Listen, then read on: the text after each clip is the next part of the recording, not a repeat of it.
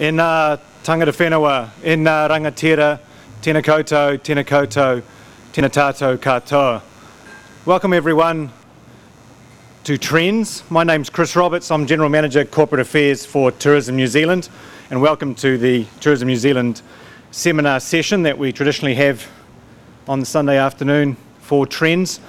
Just to get another matter out of the way, it's been announced this morning that I will be moving on to be the new Chief Executive of Tourism Industry Association. Thank you.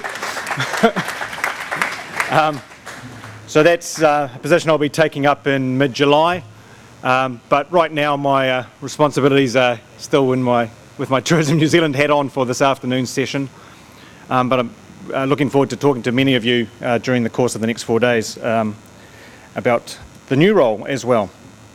But looking at what we're doing today, we will start off with our Chief Executive, Kevin Bowler, with a State of the Nation. Not putting too many expectations on that with that label, but State of the Nation address from Kevin. Just looking at what's been happening and where we see things going. That'll be followed by a panel discussion. And on our panel, we'll have David Craig, our General Manager for Asia, Greg Anderson, General Manager for Americas and Europe, and Tony Saunders, General Manager for Australia. So really a wrap of what's happening offshore. After that, there'll be an opportunity for questions and answers. And following that, we'll have a close look at digital, a study of, in particular, looking at newzealand.com and what's happening with that. That'll involve Andrew Fraser, our Director of Marketing, David Brem, our Digital Manager, and David Sakey, our Insights Manager. And we'll have, should be time for some more questions and answers after that, and then we hopefully we'll all wrap up by 3 o'clock. So to get things underway, please welcome Kevin Bowler, our CEO. Kia ora tātou. Thanks, Chris. Appreciate that. And congratulations on the new role. Look forward to working with you in that new job too. I've only got a few minutes just to give you a quick summation of where I think things are at and to set the scene really for TRENZ over the next 3 days. So with total visitor arrivals up over 5% and holiday makers up over 8%, we've had a pretty good year. In fact, it's been the best year of growth for over a decade. Not only have we seen continued sound and continuing growth from our emerging markets, we've now seen that some of our more mature and advanced markets starting to grow as well, like the US holiday makers up 13%, German holiday makers up 18%. Really, really good results, certainly the best we've seen in a long time. As a sector, we've come together and we've produced a single framework for growth and established a goal to hit $41 billion of tourism spend by 2025. I think that's a great achievement for the industry, clearly with the support of government, to produce what has been an industry-led growth framework. And I'm sure you'll hear a lot more about Tourism 2025 over the next 3 days. So achieving that big goal will require strong and ongoing cooperation and support within the industry and with the government. An excellent example, I think, of this is the government's commitment to large-scale film production in New Zealand that's resulted in the Hobbit films being made here. This has created an incredible, perhaps once-in-a-generation opportunity for New Zealand to promote itself as Middle-earth. This has, without any question, started the revival in results from our key markets in 2013, which was further boosted by the government's decision to increase tourism marketing funding by $158 million over 4 years last July. As well as getting markets back into growth, the extra government funding has allowed us to begin to build demand for New Zealand in new markets and segments. For example, Tourism New Zealand was awarded $34 million to build New Zealand as a destination for international business events, supporting the government's commitment for new convention infrastructure in Auckland, I think in Christchurch and also in Queenstown in coming years. There was $20 million for TNZ to focus on promoting New Zealand as a destination for high net worth premium visitors. TNZ now has opened offices in Brazil and Indonesia and has a fourfold increase in our investment in India as a result of this extra funding.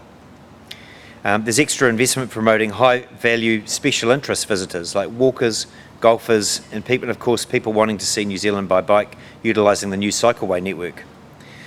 We're in the process of setting our plans for the coming year and intend to build on the start that we've made in these areas over the past 12 months as we continue to invest in these Tier 1 markets and the Tier 2 markets. And a reminder for you, the Tier 1 markets for us are Australia, the US, China, and Tier 2 markets, the UK, Japan and Germany.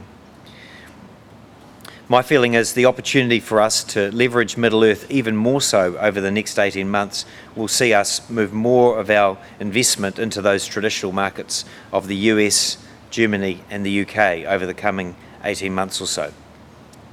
Here to talk a little bit more about our plans and some of those specific areas that are relevant to each of those areas is Tony from Australia, Greg representing the Western markets, but next David representing the work we're doing in Asia. So it gives me great pleasure to introduce you to David Craig, who will talk a little bit about some of our activity in his area. Thanks, David.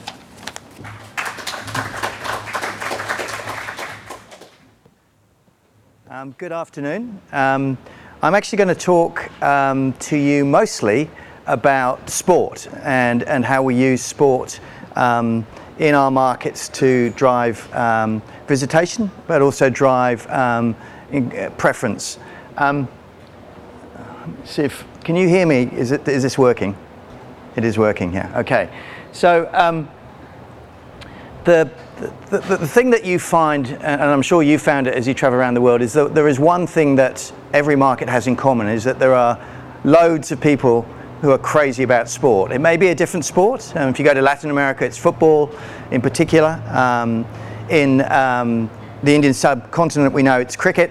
In Indonesia, I discovered recently, it's football as well. So there is always an angle, a sporting angle, whichever market you travel to. So what I'm going to try and do is show you how we use sport to communicate to markets, sometimes very large markets, and how we communicate potentially to some smaller markets, but different markets to the ones that we would normally reach. I'll also try and show you how we link that into our overall goal of increasing the value of visitors to New Zealand, and I'll touch on the two big sporting tournaments that are coming up over the next, within the next 12 months, the Cricket World Cup and the FIFA Under-20s Football Championships.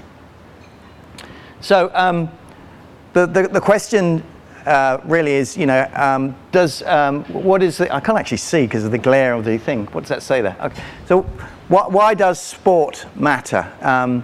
And I think one of the key reasons is that it creates stars. We live in a world of stars, people's opinions, people's preferences, the ideas that people increasingly receive through the conduit of other people, whether they be sports stars or film stars or television celebrities. So stars provide a tremendously important channel through which we can feed messages.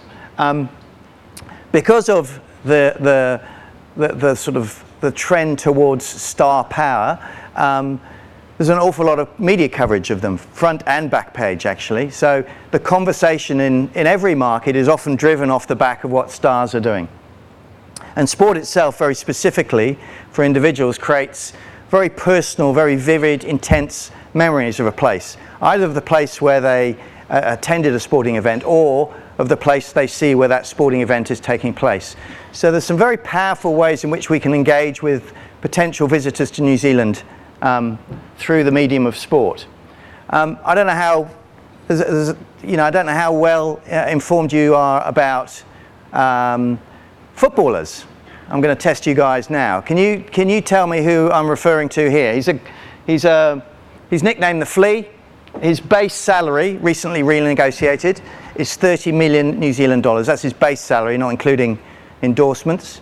And he's the only guy who scored 5 times in a Champions League football match. Now, do you know who this guy is? Messi. Is that your last offer? It is actually Messi, but I didn't want that. Yeah, it is Lionel Messi.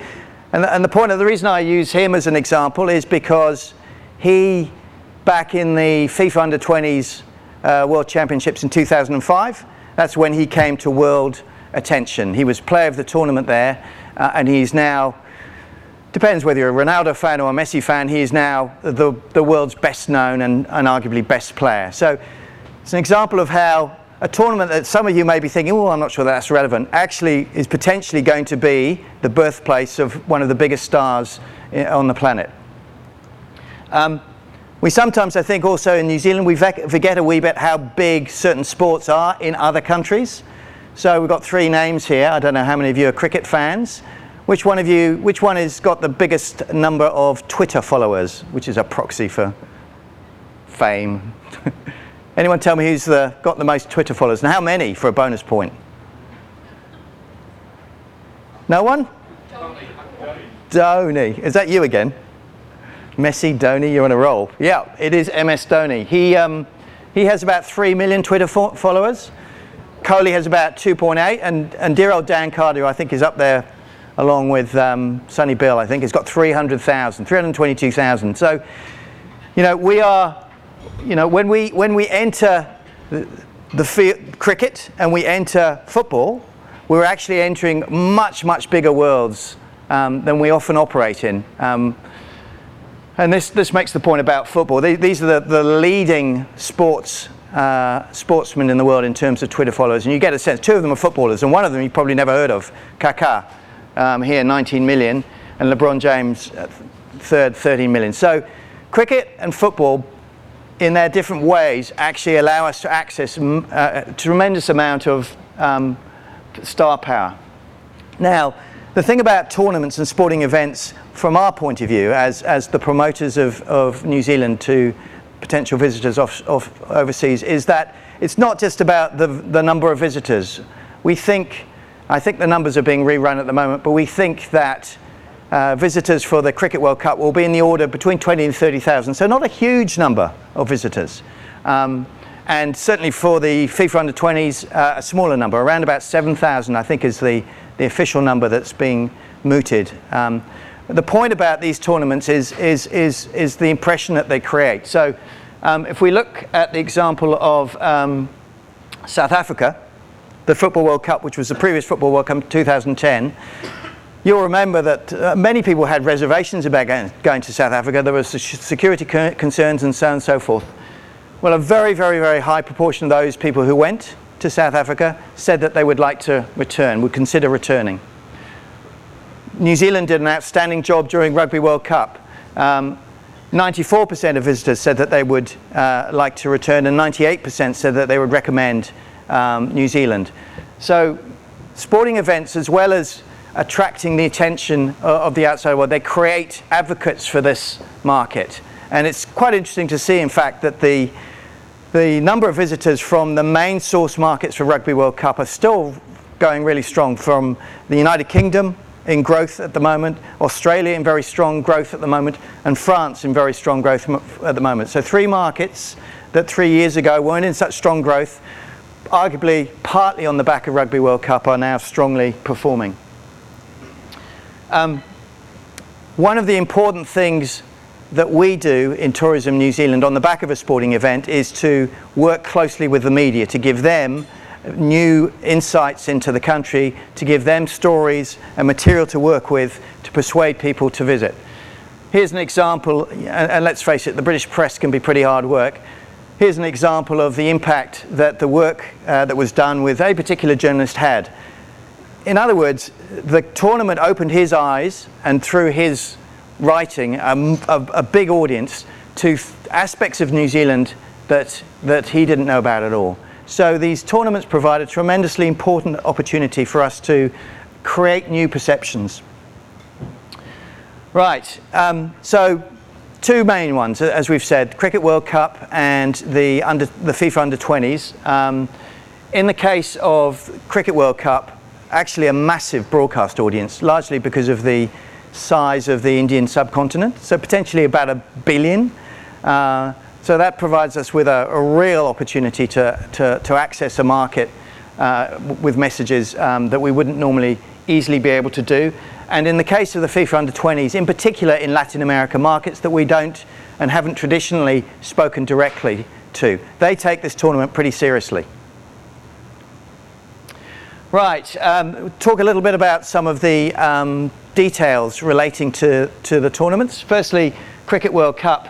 I'm going to stand here because it's very hard to see the screen. Right, so it starts on Valentine's Day and runs through until the end of March. 49 matches, 14 teams. New Zealand's got some some standout group games. It's got an England-New Zealand game 20th of February, an Australia-New Zealand game a week later. It's got an England-Sri Lanka game, South Africa-Pakistan game, excuse me, it's got an India-Ireland game, all of which themselves should attract a fair amount of attention. There'll then be a quarter-final on the 21st of March in Wellington, and a semi on the 24th of March in Auckland. You can imagine what might happen if New Zealand drew India in that semi-final in Auckland. That would represent a massive number of visitors. FIFA Under-20s starts about 2 months later, starts in May. So quite good for us from the point of view of encouraging visitation out of the peak period. 24 national teams playing 52 matches. Bit more compressed though, a 3-week tournament. And I think what's really nice to see here is the spread of the venues. So games being played right up in Whangarei and right down in Dunedin. So right the way across the country, the tournament will have games, 7 different venues. The National Trophy Tour is underway at the moment, which is starting to build some awareness locally of the tournament. And there is potentially going to be an FIFA World Cup Expo to coincide with the World Cup in Brazil, which kicks off very, very shortly. And at the point at which the World Cup, the proper World Cup, the big World Cup kicks off, that will really start to drive a football story much more strongly. So you'll get much more talk off the back of that particular event. All right, now let's get into a little bit more of a specific story about how we leverage one of these events. The bigger of the two, Cricket World Cup, obviously for India is a significant opportunity because of the scale of interests in cricket in India. And the team has divided the campaign into 3 stages. The first stage has already taken place. It was coincided with the visit here by the Indian national team earlier in the summer. And essentially the work comprised of a lot of PR, a lot of media, bringing into the market media, also some of the official travel agencies on for mills, leisure travel agencies on for mills. And there were events organised for special guests here. Here we have Sonny Gavaskar and Sir Richard Hadley together with Kevin Bowler at the presentation of the trophy in Sky City. And Sonny Gavaskar himself also did a famil in Waiheke and was prevailed upon to do a skywalk. A small thing like this can generate a massive amount of publicity back in India. Cricket, he's a legend in India, massive interest in cricket, and that sort of striking image really cuts through and really grabs the attention of the local population. So that's stage 1. The next stage is around what we do in the period between the departure of the Indian team and the start of the tournament itself. And again, a lot of it's about PR, a lot of it's about creating the content and the stories and continuing to feed the media with stories via stars in many cases, educating the trade. There are going to be some one-off events. There's a Gali cricket match being organised for October. There's been some really good work done in the visa space so that if you're an Indian and you come down to watch Cricket World Cup and you start off in Australia, you don't need to get another visa to come to New Zealand. You can just come straight through for a period before the tournament and for some weeks after it on the same visa. So in practical terms, as an Indian now, for an Indian now, it's much easier to get to New Zealand, even if even if India don't play many games here, although as we know they're going to play at least a couple. And then when the tournament kicks off itself, we'll be ramping up our brand communications in market and making sure that there's a very, very clear connection in India between where the tournament's being played, New Zealand, the brand, 100% pure, and New Zealand as a leisure destination. The same work is being done in other markets where there's a strong interest in cricket, in the UK. But the difference being, the formula is similar, but the difference is that, again, we'll be looking for a very specific local hook. So in this case, tying in with a New Zealand relative of W.G. Grace, an iconic old school cricketer with a massive beard. And again, the whole intent here is to build awareness of and interest in visiting New Zealand during the tournament. So those are the two most immediate tournaments that we are starting to do work around. But there's more to come through, and some quite big ones as well. So the New Zealand Golf Open, which was very, very successful this year, has moved to a slightly later date next year. It's in March. They, I think, attracted around about 10,000 visitors this last year, getting a stronger and stronger fields. The timing allows them to get better fields. And as we develop our golf story in a number of our markets, in particular, for example, China, we'll be leveraging off this event next year and in future years. The World Masters Games. Now, you know, again, I don't know how much you know about it. You may not know very much at all. I know almost nothing about it, except that it's taken place in 2017, and that actually it will have about 20,000 relatively affluent participants, all who will be bringing in their friends and family, and will make a point of staying in New Zealand before and after the games themselves. So this particular event, which will take place in April as well, so good from the point of view of moving people out of the peak season, potentially is also going to be a great opportunity for us in terms of driving higher value visitation. And then we have the British and Irish Lions returning in 2017. We know how many visitors that drew in 2005. No reason to believe it won't be an even stronger event in 2017. So, if I can just summarise, sporting events for us provide a really important platform for building awareness of New Zealand across a range of different territories and driving preference and conversion. We do it essentially by tapping into the experiences that the visitors who come here have, and we know that word of mouth is by a long way the most important driver of the choice about where you want to go for your holiday, but also by taking advantage of the fact that there's a large number of stars and personalities and media in the location at a point in time, and showing them the country and getting them to work on our behalf. And that is because ultimately that third-party endorsement or that word of mouth is extraordinarily effective in terms of providing a long-term legacy. We saw what happened with Rugby World Cup. It actually gave us a new platform, and the numbers suggest very strongly that platform is continuing to work very, very hard for us. What I suggest you do, if you have any further questions on this, we're in an early stage in some of these areas, is talk to Jo Jalfin, who is, I don't think she's here, I think she's in Palmerston North today, actually. Talk to Jo Jalfin, who is responsible for coordination on these major events. Talk to me, or talk to any of the individual market managers if you have a specific question in relation to these events coming up in your area. So thank you very much. I think we're going to be taking questions later.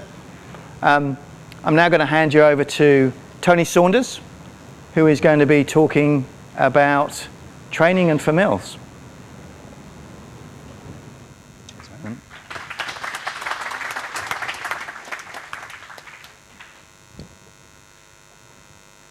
All right, training for mills, I think it's turned on. An area that may not seem as glamorous as events, but ultimately adds a hell of a value to what we do as Tourism New Zealand and what we're doing for the industry. So training for mills is ultimately a really high priority for Tourism New Zealand. We see it as critical to have as many travel sellers as possible around the world who are motivated, informed, have the knowledge they need to sell New Zealand properly. So we think it's an absolutely super high priority, especially when it comes to driving up value of international visitors. So we know that the internet as a channel has just rapidly grown in recent years, but the reality is people haven't actually gone out of fashion. So people are actually still in fashion. So markets like Germany, where you actually see 80% of bookings are actually still through travel agents. And even in Australia, this chart here, nearly 60% of all bookings have some form of human contact. So people are actually still in fashion, are super important. They're still one of the most trustworthy sources of information when it comes to travel. So it's critical that they have the right information, they're actually serving up the right information about our product.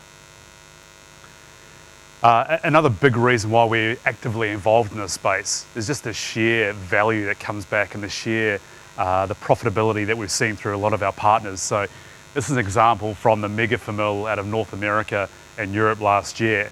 And based on the feedback we got from the agents who attended that Famil, when they went back to market, they had the confidence and the knowledge to actually sell New Zealand and upsell New Zealand, create the right itineraries.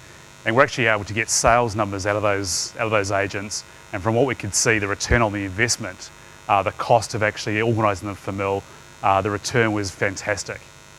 The return on investment for these big exercises is huge. So really for Tourism New Zealand, sort of 4 key objectives when it comes to the world of training and Famils.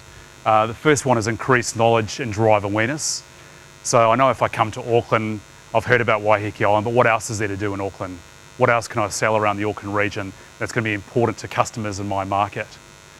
The second key one is around motivating, actually getting agents pumped up, get them fired up. A market like Australia, we've got all our competitors talking to the same agents, giving them iPads. So how can we get them fired up and have our product top of mind so we're selling more of New Zealand? The third one is actually give them the ability to sell New Zealand. And to get the ability, they actually need in-depth knowledge of individual experiences that we offer in New Zealand. So if I'm going to go to Te Puia in Rotorua, how far is that to drive from Auckland? So actually giving the detailed knowledge you need to confidently go back to your market and sell that into potential visitors to New Zealand. So take you through our key tools. The first one is our online modules.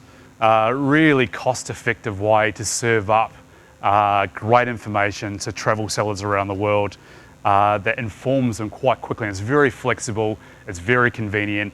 Agents can just log in their own time. And we've got 14 modules now, so covering all regions through New Zealand, multiple travel styles, the likes of coach, key priority segments such as premium. So basically agents, travel sellers around the world can just log in their own time and get the information they need to sell New Zealand properly. Second key area, and we do a lot of this, is face-to-face training. Is actually hearing it from the horse's mouth.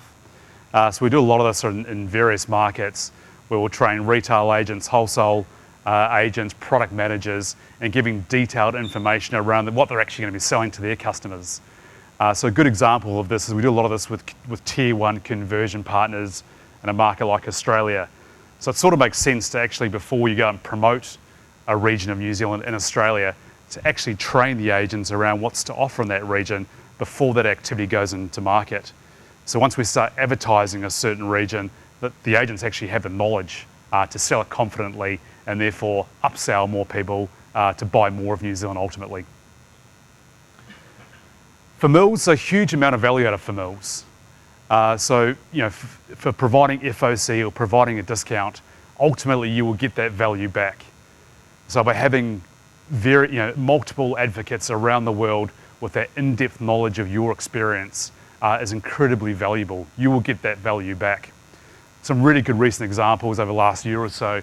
We had the Emirates Mega Famil out of Australia, 213 packs who half of them hadn't been to New Zealand before. The feedback we got from those agents was excellent. Again, the knowledge and the confidence to sell New Zealand in the way that we need them to sell New Zealand. Another really good example was the Air New Zealand Mega Famil out of North America, UK and Europe, 136 packs, various itineraries created around different travel styles and different priority segments within New Zealand. Southeast Asia, 50 packs travelling right through New Zealand. What worked really well here was having the IMAs involved. So actually training those agents while on tour and giving specific knowledge and information about individual regions works really, really well. Tools and communications, this is very much the self-service tools, so you can access at your own time.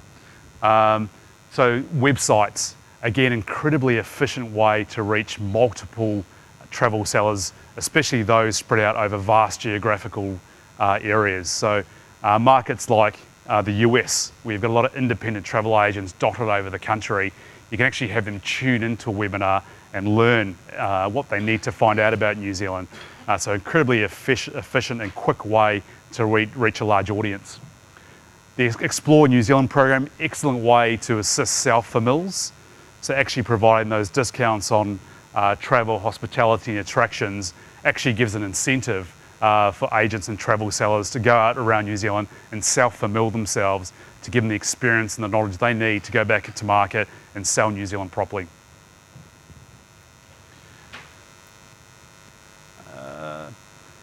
And finally, newsletters. So newsletters is just a really great, regular, punchy way, again, very efficient, to get information out to travel sellers around the world. So this is a great way to provide updates on new products, promote TNZ tools that we've got in market, recruit for events, and it's a really quick and easy way to get that information out there. So really the culmination of all this activity is all about certifying travel sellers around the world, so ultimately they become 100% pure New Zealand specialists. So people who have the knowledge, have the ability and have the confidence to sell as much of the product in New Zealand as humanly possible. So to become a specialist, you've got to jump a few hurdles, but for the right reasons. You've got to complete at least 10 training modules, 10 of the 14 modules. You've got to visit New Zealand because that makes a massive difference in terms of your own product knowledge, and undertake training in market, be it Kiwi links, frontline training, in-house training, etc. So once you're a specialist, you become the go-to in a store. Once you go back to market, other agents rely on you for that product knowledge. They become incredibly valuable. They become advocates and even ambassadors for New Zealand. The more New Zealand specialists we can get, the better. And it's a big focus for us next year. Some great results, all this activity last year. You can't see it here. We've had 500 packs globally tune into our webinars. TNZ has either attended or organised 27 different trade events around the world. We've had 22,000 online modules completed and over 500 packs through New Zealand on various for-mills. So some really good results in the last year of activity. So really, for the industry, get involved. There's a lot of activity out there, especially for the operators. Talk to the RTOs. Let's find out how we can get you more involved to support the for-mills. Get involved in the Explore program. We encourage you to do so. There's a lot of activity there for you to partake in. If we've got training events in market, we'd love to have you involved. Hear it from the horse's mouth. You've got the first-hand knowledge and experience. We want to incorporate more of that into our training sessions in market. So please do encourage as many people from the industry to get involved in this activity that's already in play. And the guardians of all of this is very much our trade team out of Wellington, headed by Tamsy, who are all here today. This is the team that developed the tools, developed the information, who then spread that information globally to all of us in market. So very key points of contact for all of you here. Tansy's the back there, the whole team are here. Any questions, please come to Tansy or her team. Likewise, we've got all our trade development managers here from different markets, especially for those in-market training events, if you want to be involved. So please do hunt them down, find out more information about this activity, because we very much encourage you to get involved with what we're doing, training and events. Training for mill, should I say. Greg.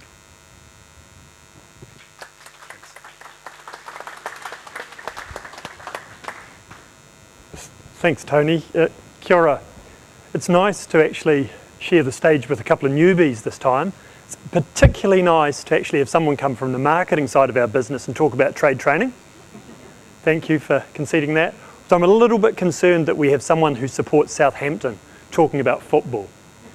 But anyway, so I'll try and bring a little bit more experience and knowledge to the topic, because I get to tell a story about the last couple of years, and particularly to try and explain the story around some of the growth that we saw in many markets throughout the world last year, and why we are so confident that we also will see that growth. And when I say I speak from a little bit of experience, I'm the guy who was still sitting in Los Angeles during those very first Lord of the Rings movies. So I've seen it twice, but the impact the first time around when... Can anybody remember those lovely ads we ran around the first Lord of the Rings ads? New Zealand, best supporting country. Nothing compared with the work that Andrew and the team and Justin and the PR team have done this time around. So I'm just going to talk you through some of that and give you a little bit of an insight of what's happened, why it's happened, and some of the opportunities, and why it's really important that all of you come along on our journey over the next 12 months, because this is our last chance. So any Hobbit skeptics, there's ice cream being served at the back of the room. Please take the opportunity now to tune out. Any Hobbit skeptics first? It's really good. Andrew gave some of this presentation this morning, and he was talking about the power of franchises. And Andrew, you should do the numbers. He compared the Hobbit Lord of the Rings franchise with the Bond franchise and the Star Wars franchise, just in terms of sales volumes. And you know, this is a monster. And look, believe me, many of us speak at conferences all over the world, and we're the envy of everybody around this topic. So, sorry, I'll start off with some graphs. Those that don't like graphs can have some pictures near the end, which is more my space. But just really wanted to demonstrate, and sorry, this is probably a bit difficult to see at the back of the room. It's okay, it's good, it's pretty hard to see from here. But this really goes to show, and a little bit around what Kevin spoke of.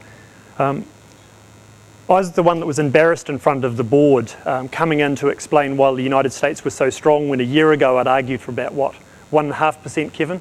And had to turn up with 20%, which in a commercial company would be really good news. In a tourism board, it shows bad forecasting. So we had to look at why did it come. So it's Set and Train, a piece of work by NZEIR, where we looked at a whole range of factors that have happened in the past year around market performance. And certainly we have seen the strengthening of many economies, particularly in the West. My good colleague, Mr. Mudge, probably has seen a weakening in Japan, but otherwise, most markets have started to improve. In many markets, we have seen better air capacity, and that's certainly helped from the States. So we looked at a number of these factors, isolated them out. Economists love econometric models, so they love doing this sort of stuff. And lo and behold, you had these big blue bars at the top here. And as you can see, they're the monsters. And what's that? That is the marketing effect. That is the difference of what we believe would have happened on the basis of the economy and other factors if not for the marketing. And what has been the big difference in the marketing piece? The Hobbit. Now, not just the Hobbit, and it's all of New Zealand, but the Hobbit is that beacon. The Hobbit's that piece that amplifies it and gives it real strength and a core. So always look at 2 or 3 sources of information when you're assessing this sort of stuff. So this is another tracking piece, and here we go, 14% of our visitors talking about the Hobbit across all markets as being a major influence on why they came to New Zealand. Now, sceneries and landscapes, always important, always has been. But what did the Hobbit and the Lord of the Rings do for us? Absolutely linked New Zealand and those landscapes together. Always wanted to visit. When you've got a powerful piece of communication and market called the Hobbit, and you've got all of the work that all of us, particularly the guys from Hobbiton here, do around it, we absolutely amplify it. Now, if I selfishly speak from a North American perspective, and anybody that's heard me on this stage talking about North America, I talk about the power of popular culture. The Hobbit amplifies all of that. So we've got incredibly powerful word of mouth. If you've been to New Zealand, people start talking about the Hobbit, what do? You tell them, well, yeah, I've been there. And 1 in 10 international visitors, Henry, would be heading your way. Something new. All of a sudden, New Zealand's gone up to the bucket list. Americans have got a wonderful bucket list. We know we sit near the top. We're always fighting to get to the top. And a property like the Hobbit really has helped push us over there. The other bit, and we were just talking about it before we came down, when we were trying to convince people around the Lord of the Rings why we should be involved in that, people used to always talk about Crocodile Dundee. And I used to say it's not only about the movie, it is about the fact that Greg Norman was the golfer, Men at Work had the #1 single, Foster's beer had been exported to North America, because hell, nobody drinks it in Australia. And all of those things. We've got that opportunity again, and selfishly speaking from North America, we've got Lydia Ko, we've got Lord. we've got Stephen Adams. So New Zealand has never been more topical, it's never been more fresh, and we had a wonderful boat that almost captured the imagination of many sailors in North America in bringing the cup back. Really powerful, and The Hobbit gives us the opportunity one more time before the endless reruns and box sets to really capitalise on this. So Kevin spoke about which were the markets that had really excelled in the last year. Those two in particular, I've always got to point out mine. But surprise, surprise, 1 in 5 talks about The Hobbit as the reason that might have pushed them over the edge. So 1 in 5, they won't all go to Hobbiton. And in fact, what's the figure? 40% of the people that visit Hobbiton have never seen the movie. So they don't all go there, they don't do that, but they associate New Zealand and 100% Middle Earth and make the trip. Incredibly and powerful right across the markets. So just want to show some pictures, and it's just important, and I spoke before about how we worked the first time. We were surprised by Lord of the Rings and how it worked. This time the relationship is so deep and embedded. So in our marketing communications work, Hobbit, and you'll have seen many examples at many of these presentations of how we work. And the pieces in the middle in terms of what we've done on newzealand.com in particular, takeovers, parchment maps. And then a lot of the stunts, so everything from the Book of New Zealand in Los Angeles last year, and believe me, nobody had seen anything like that for a movie premiere, through to everything like the weather being done the first time around by Tamati, dressed as a goblin or an elf. So really important. Just those little quirky stories, gets people talking about them, it really talks to New Zealand personality as well. The other piece is, again, it's not all about The Hobbit, but it pulls the world's media here. So sure, here are some examples that are very Hobbit focused, but I tell you what, it just starts the conversation. And we haven't brought many journalists that just went to Hobbiton, they went everywhere else around the country. And they're all filing multiple stories. In the world of public relations now, fewer staff writers, more freelancers. If that's the hook that gets them here, you can guarantee they're going to write 2 or 3 other stories while they're here on different topics. The food scene in Wellington, nomad safaris, that's a bad example because that's a bit Hobbit related, in Queenstown, but those types of things, really powerful. And of course I spoke, and you'll see a little bit more probably when Dave's on the stage talking about newzealand.com. Also, to Tony's point, important to get travel agents excited. And this is a shot of a premiere in New York. Absolutely, travel agents want to come along and see the film. They understand what it will do, how it will help them move their business.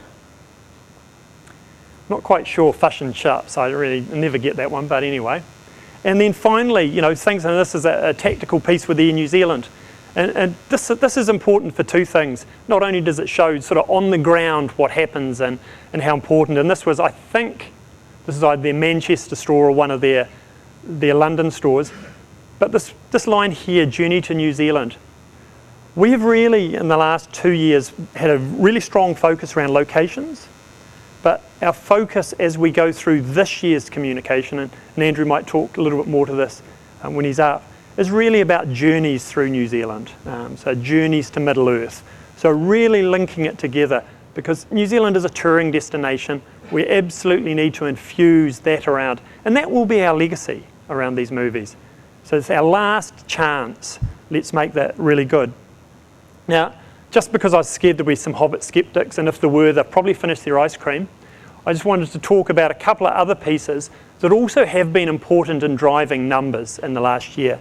Now, they mightn't have driven the big 17,000 numbers, but they have driven some high-value visitors, and they certainly have driven some in the shoulders and seasons. And and the Tourism 2025 really is about finding areas like value, seasonality, and really working on them.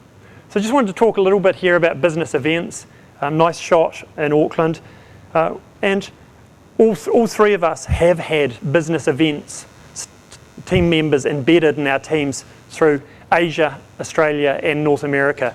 Currently we've got the business events team in Frankfurt attending IMEX, and in a month's time they'll all be back down here with meetings.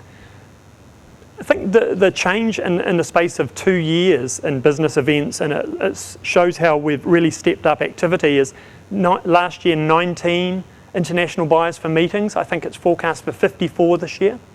So meetings is important, not only trade shows and conventions, but also incentives.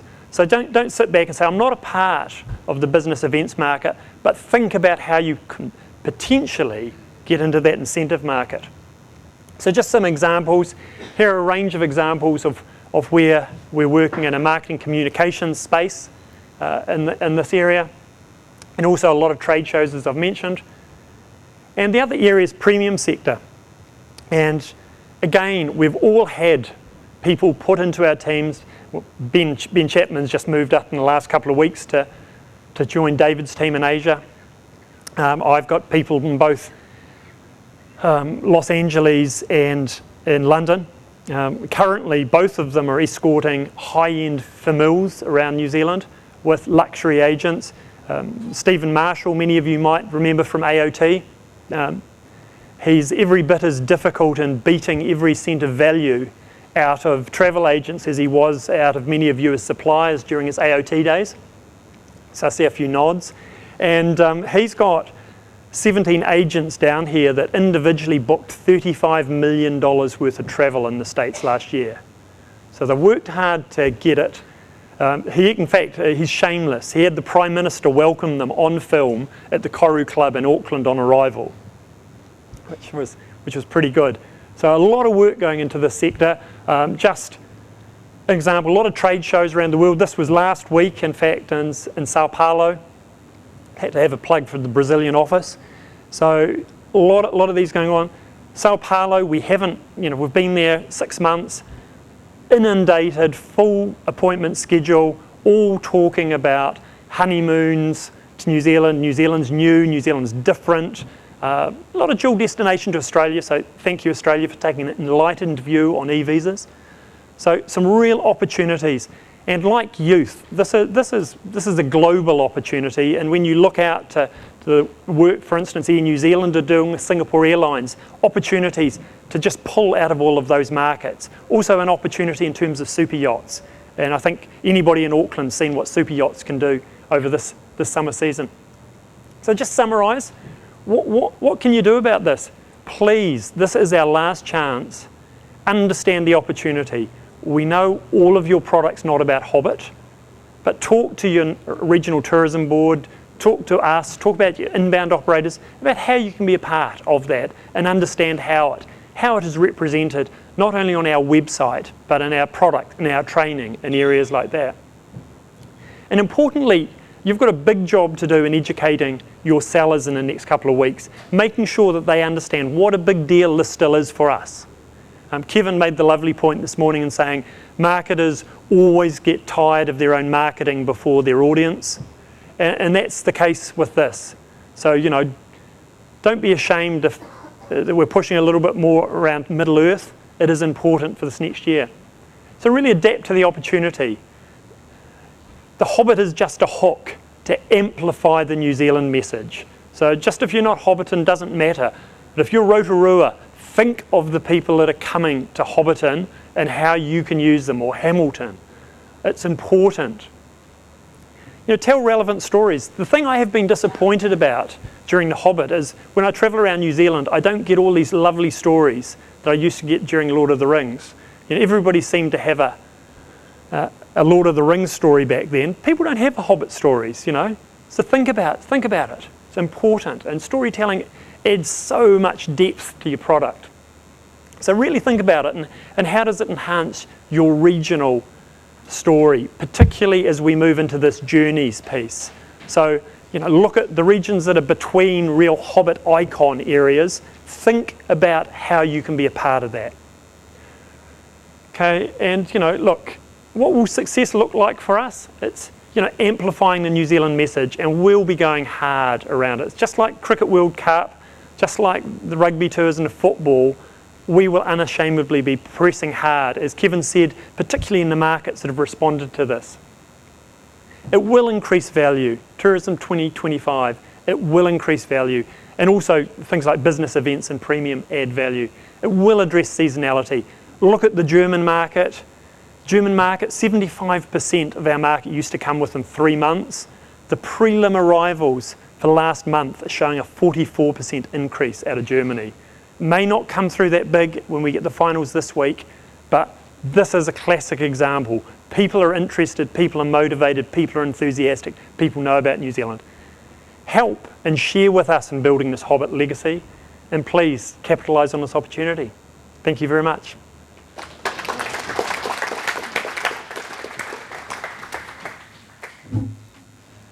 Okay, well, we've covered a lot of topics there, from major events to trade training and FMILS, of course, Middle Earth campaign, business events and premium. So I'm sure there are plenty of people with questions. We've got plenty of time for questions if you have them, and we'll just direct them to the right person on the panel. So who would like to kick us off with a question? On any of those topics, or pretty much on anything that TNZ's up to.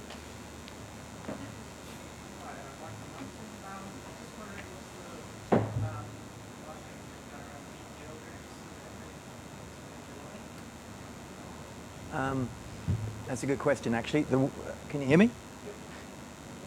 There will be, I don't have a lot of detail with me now. I can certainly get some for you, but there will be. I mean, I think that is a decent opportunity. We don't yet know who's coming as far as player rosters are concerned, and that may have an influence on exactly how we communicate. But I think it's a good story, and the Phoenix seem to be very ambitious in this space, and this may be the beginning of a number of visits over time that we can really start to make some noise around. So I'll get back to you with more specifics. It's being worked on at the moment.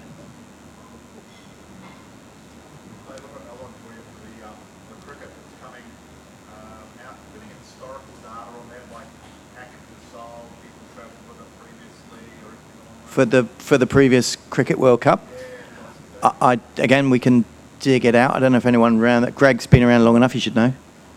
Thanks, David.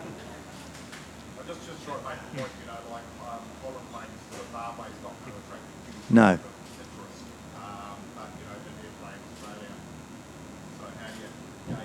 Misha, do you have any old numbers?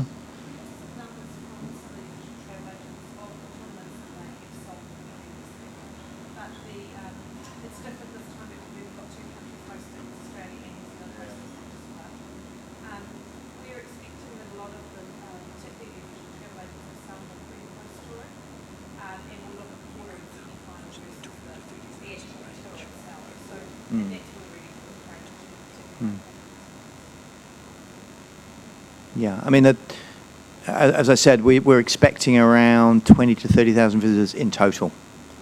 But we'll get back to you on that. A lot of the stuff is being pulled together now.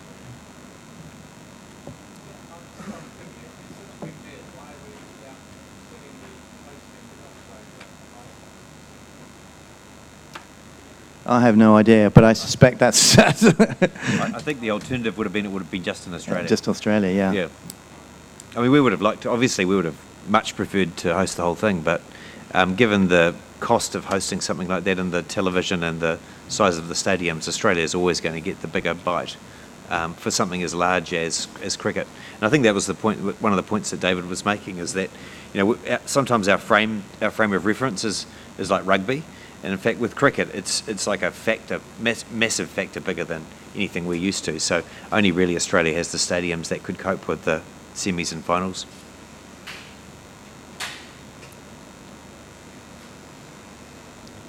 Any other questions?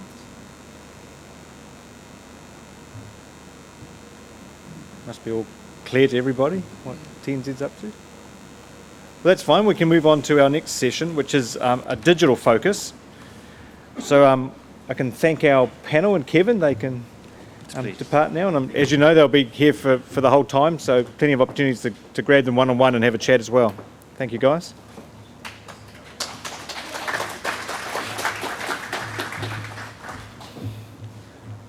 Okay, now the focus now is on maximising the value of the digital space. So our next panel is Andrew Fraser, Director of Marketing, David Brem, Digital Manager, and David Seiki, Insights Manager. And are you going to come up one by one, or you can take a place on the podium? So the guys are going to share some key insights into what NewZealand.com is doing to increase the value of visitors to New Zealand. A bit of a snapshot of the latest online developments. Of course, this space is moving rapidly all the time. And a top 5 tips on how New Zealand industry can leverage Tourism New Zealand's digital channels. And again, there will be time for question and answers after this session as well. So I think we'll be kicking off with Andrew. Thanks, Chris. I suppose we're all familiar in our industry of all the important tools we use, or potential tourists use to look at a destination when they're in a destination. Guidebooks, the guys talked about agents, articles. Friends and family are really, really important too in terms of trying to make decisions. Sometimes postcards or photos from people share with their holidays. But for today's tourist, that all sits in their pocket with their device. They start researching their holiday with it, they take it with on their holiday, and they share with it while they're on their holiday. So we're seeing a huge change in behaviour, if you like, for tourists now. And that's what we want to talk about today, is about how rapidly this landscape is changing, how NewZealand.com is performing in that global landscape and for potential tourists to New Zealand, and how you guys can leverage the site. So, in the day, we're all familiar with this. Consumers today, or tourists today, are multi-screening, multiple screens all the time in terms of whether it be devices, tablets, mobiles, TVs. A lot more time on social, and you heard the importance of influencer fans and personalities in terms of influencing some of those decisions. Information sources these today is very fragmented. So gone is the one source of truth now. There's multiple sources of truth for people looking at a destination. The great thing for a destination like New Zealand, where we're less than 0.5% of some of these large markets like the US of outbound, is we can get really targeted. We can find out those that are actually considering us as a destination already by their behaviour on the sites they're visiting. And that's where we focus our activity. We focus those that are actually considering the next top 5 destinations.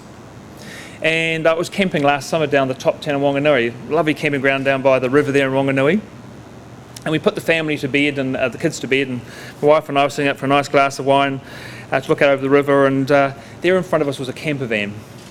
And sitting on that camper van were 6 German, looked like young professionals, having a glass of wine, lit by their devices, each with a different tablet and a different phone, sitting there away on the screen. And that's today's tourists, right? It's with them. They're sharing right away, instantly with their friends, their information. They're researching what they're going to do the next day. So this enables us a huge opportunity.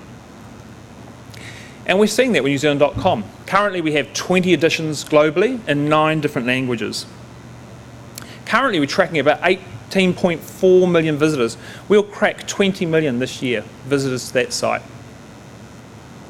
So far we've served up 2.6 million visitors to your sites, in terms of they've referenced off our site and to your site. And we've seen 40% growth in the last year, massive growth. We've expanded our footprint. So we've launched the Essential New Zealand's app, which has already had 80,000 downloads. And actually for us, the stats we're seeing, that is our most effective referral channel. So of the people that are accessing that app, we see a higher percentage referring off that app. And we don't see this changing. We see this growth absolutely continuing. So hand you over to David now from our Insights department to give you a bit more insight into that.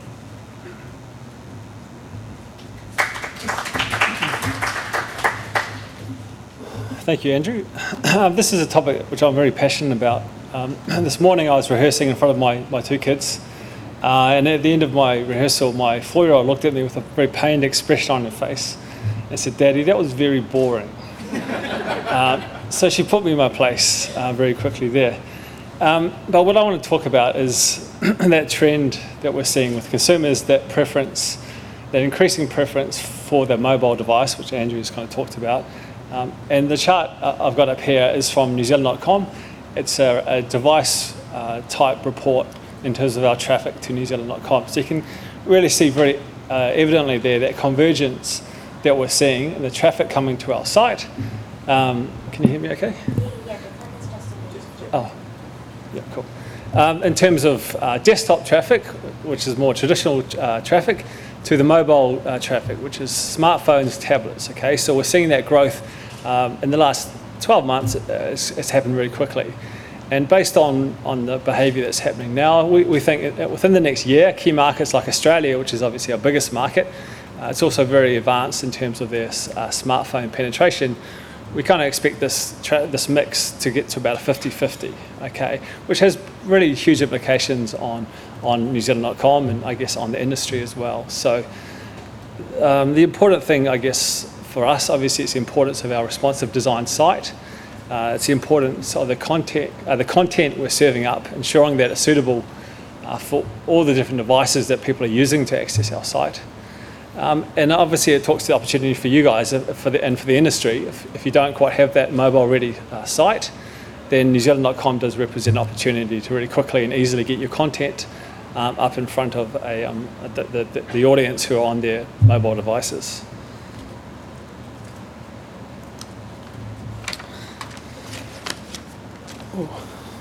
Yeah, so Andrew talked about that traffic we get to the site, 18.4 million visits. Okay, it's a huge amount of traffic to newzealand.com, and obviously we're serving up to a global audience here. Okay, so this chart shows the breakdown of that traffic across our markets, and you kind of see that all our key visitor markets are represented here.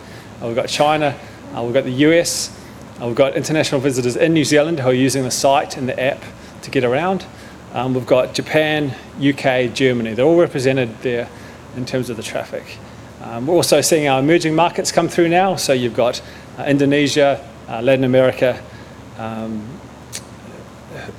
India is also there as well. So all our key markets are represented, and newzealand.com really reaches a global audience there.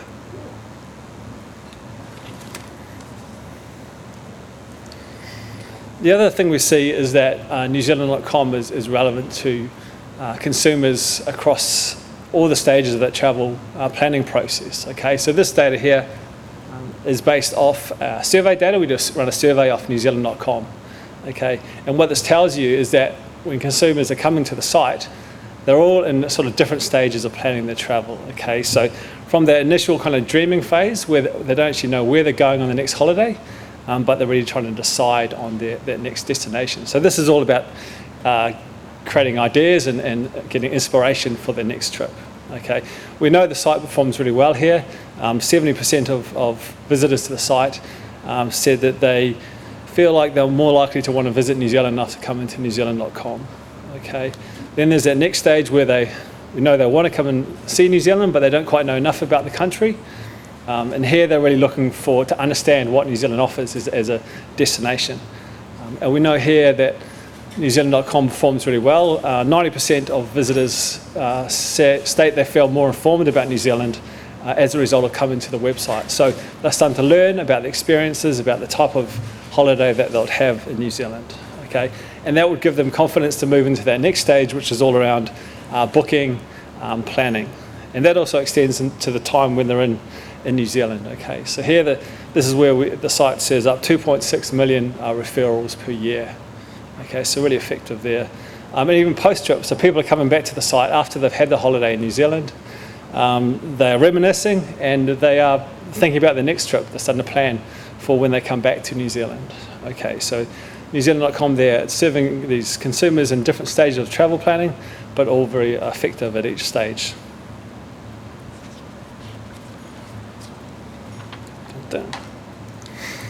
And what that means is that newzealand.com is really highly valued. It's really highly valued by the people that use it. Okay, so this data comes from the International Visitor Survey.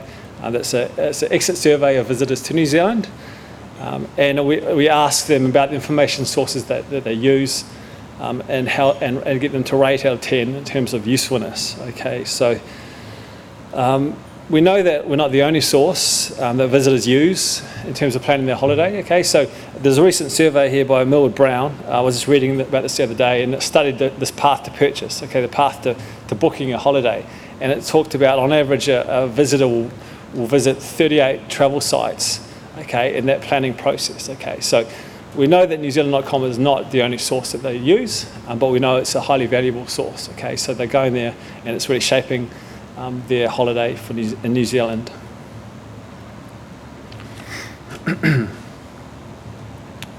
Cool. Okay, and what that kind of means, this is where my 4-year-old she was almost asleep at this stage. What that means to New Zealand, I guess, is NewZealand.com really delivers valuable visitors. Okay, so this is again some data from the IVS, and what we can do is we can correlate the information sources that visitors are using and the type of holiday that they have in New Zealand. Okay, so we can kind of see that these visitors they do more activities, they visit more regions, actually stay longer. Okay, than visitors that don't use NewZealand.com. So this kind of talks to that role that the website plays in terms of inspiring, educating visitors about New Zealand, and helping them book and plan the best holiday that they can have here. Okay, so some really good data there. We know that average time on the site, we get really strong engagement with the site. It's up to about 7 minutes for active visitors. We get really strong repeat visitation rates to NewZealand.com, so when people come back to the site, we know they're engaged with the site and they exhibit higher than average referral type behaviour. So some good numbers there. And I guess key to a lot of the success of the site is the content up on the site. So I'll pass you to Dave, who's going to talk a bit about that.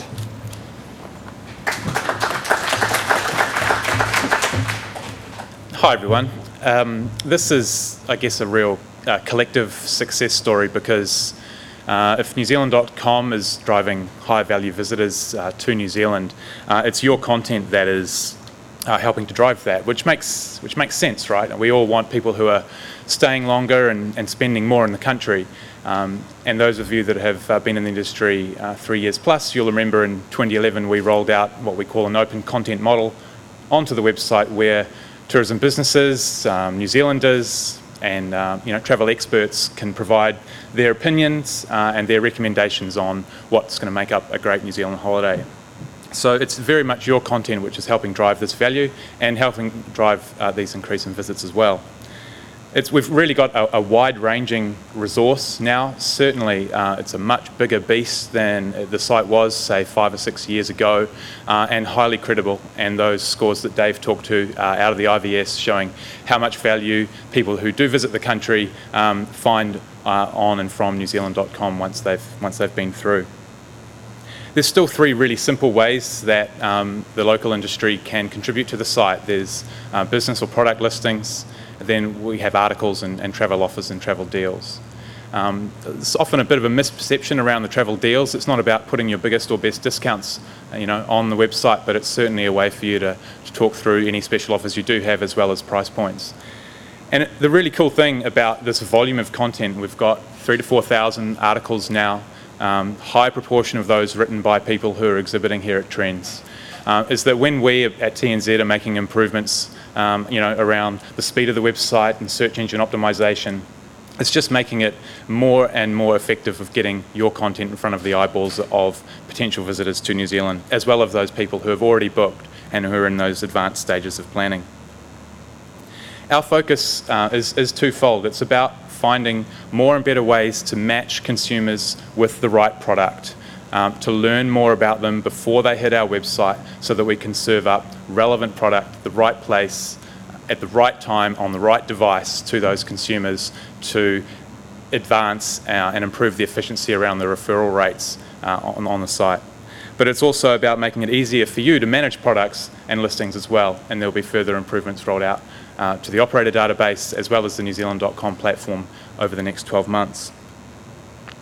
And while I know that the primary reason for you of having a presence on the site is around direct bookings and referrals, do not underestimate the influence and the importance that your content has at those earliest stages of travel as well. And as we've learned more about the site visitors, those who are dreaming about New Zealand and thinking about whether it's a place they want to come, they're still consuming that content. And in fact, it may even be that content that's got them to the website in the first place.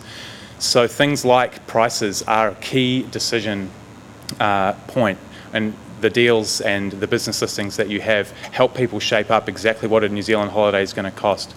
The articles that you're providing, which allowed you to talk about the country and tell more stories, as Greg was talking about before, tell more stories about the experiences you can have. They help people understand how easy it is to travel around the country, how easy it is to see and do things. And all of these things are helping influence people to make decisions about visiting New Zealand.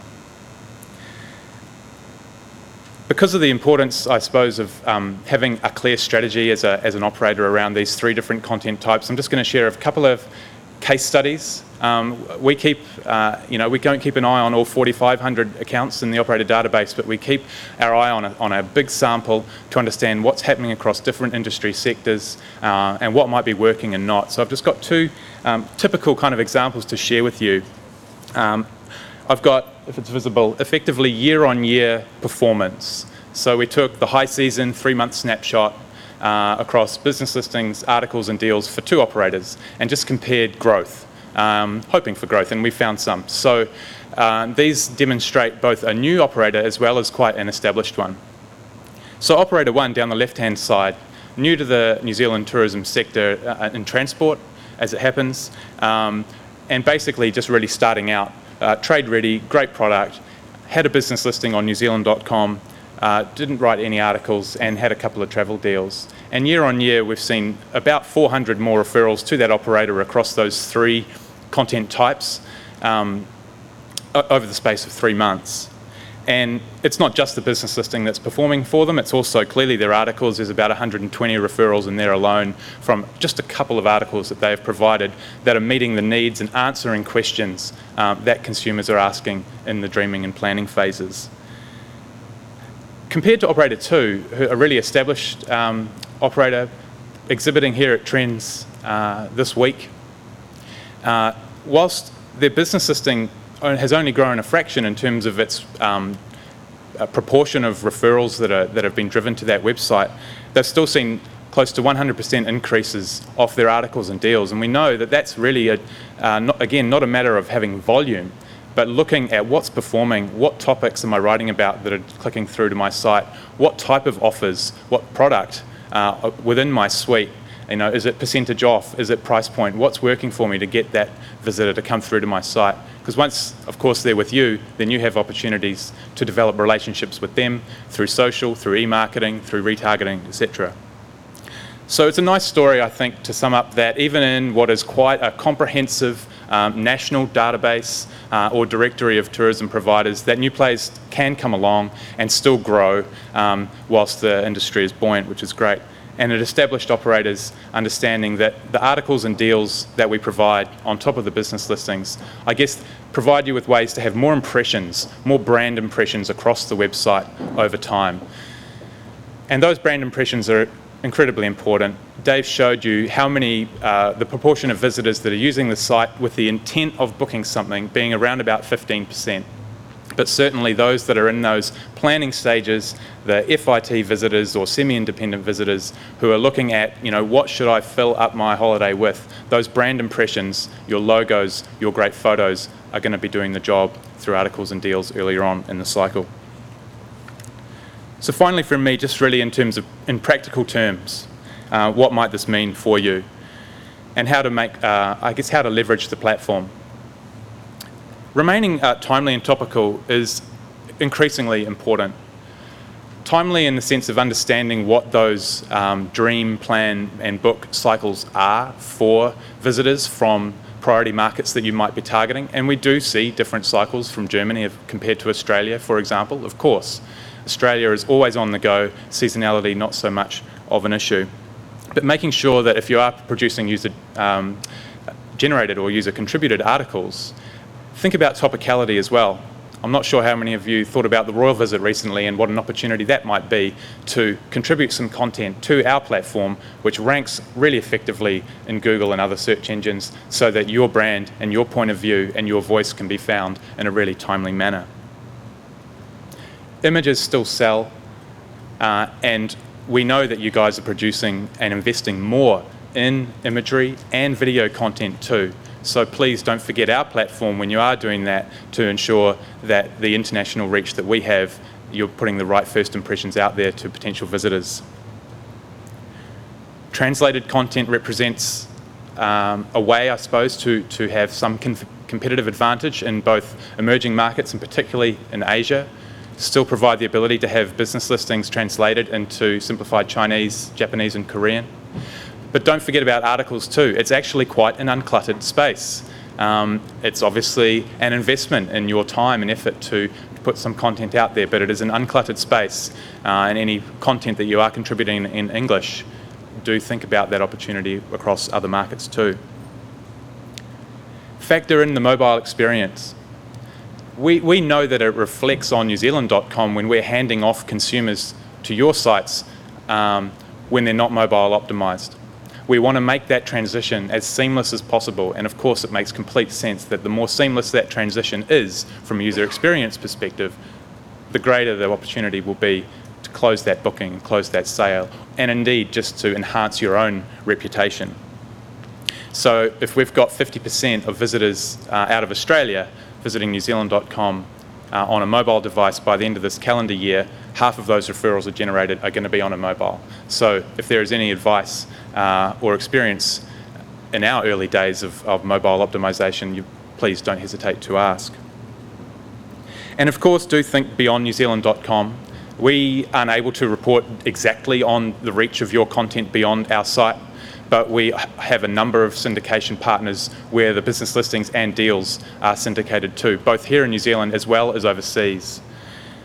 We're taking requests from Chinese web developers, taking the simplified Chinese business listings and putting them into WeChat apps in China. That's absolutely fantastic. That's what we want to see more of.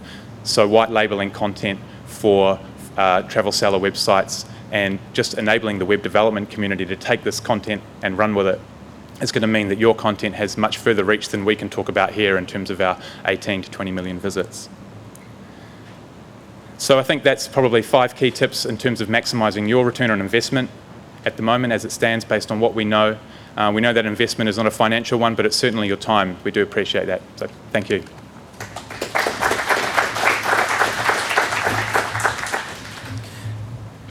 Oops. Oh. Yeah. So to wrap up, I mean, you guys know this, to promote your business costs money. Here's a site that's delivering up 18.6 million visitors. The great thing with the search optimization, they're interested in your activity, and it's a free listing effectively, just some time to get articles up. We know that visitors that visit that site will travel further and do more activities, so we know it converts. And it's really simple to participate. And as Dave talked about, think about topical ways to do it, the simplest of articles, and it doesn't have to be a big deal. Do they just want to know a price? We know from a number of markets that they'll book the flights and some accommodation, but the bulk of our markets are doing that in their next phases on research. So the site is a really important place that you can promote your business very quickly before people get on the ground as they're building their itinerary. So cool. Any questions?